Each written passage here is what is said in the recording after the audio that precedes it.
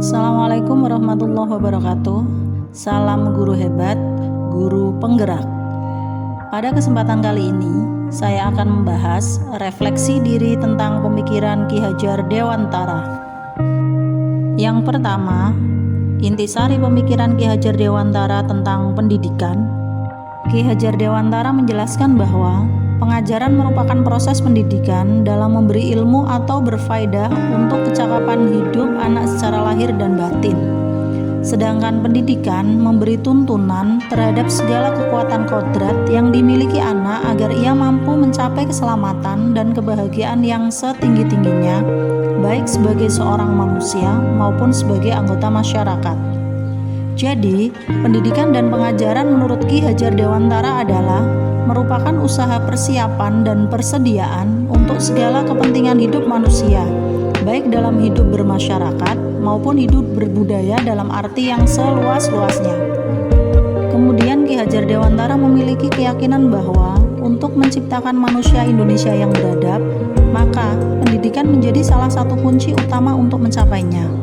Pendidikan dapat menjadi ruang berlatih dan bertumbuhnya nilai-nilai kemanusiaan yang dapat diteruskan atau diwariskan. Adapun tujuan pendidikan, menuntun segala kodrat yang ada pada anak agar mereka dapat mencapai keselamatan dan kebahagiaan yang setinggi-tingginya, baik sebagai manusia maupun sebagai anggota masyarakat. Oleh sebab itu, pendidik hanya dapat menuntun tumbuh atau hidupnya kekuatan kodrat yang ada pada anak, agar dapat memperbaiki lakunya, bukan dasarnya hidup dan tumbuhnya kekuatan kodrat pada anak. Selain paparan tadi, Ki Hajar Dewantara juga di sini mengibaratkan peran pendidik seperti seorang petani atau tukang kebun. Anak-anak itu seperti biji tumbuhan yang disemai dan ditanam oleh Pak Tani atau Pak Tukang Kebun di lahan yang telah disediakan.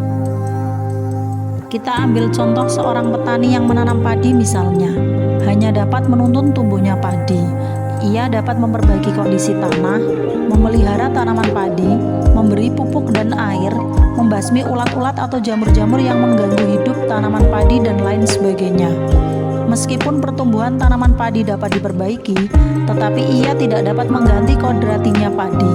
Misalnya, ia tak akan dapat menjadikan padi yang ditanamnya itu tumbuh sebagai jagung.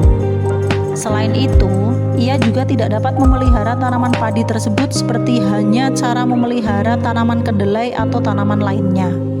Memang benar, ia dapat memperbaiki keadaan padi yang ditanam. Bahkan ia dapat menghasilkan tanaman padi itu lebih besar daripada tanaman yang tidak dipelihara. Tetapi, mengganti kodrat padi itu tetap mustahil. Demikianlah pendidikan. Walaupun hanya dapat menuntun, akan tetapi faedahnya bagi hidup tumbuhnya anak-anak sangatlah besar.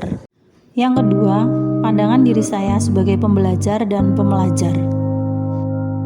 Mengutip dari beberapa pemikiran filosofi KHD, pendidikan sejati tidak hanya berfokus pada pengetahuan akademis, tetapi juga membentuk karakter, nilai-nilai, dan potensi yang lebih luas dalam diri setiap individu. Hal tersebut dilakukan dengan penuh kesadaran, semangat belajar, dan rasa tanggung jawab terhadap perkembangan diri dan masyarakat.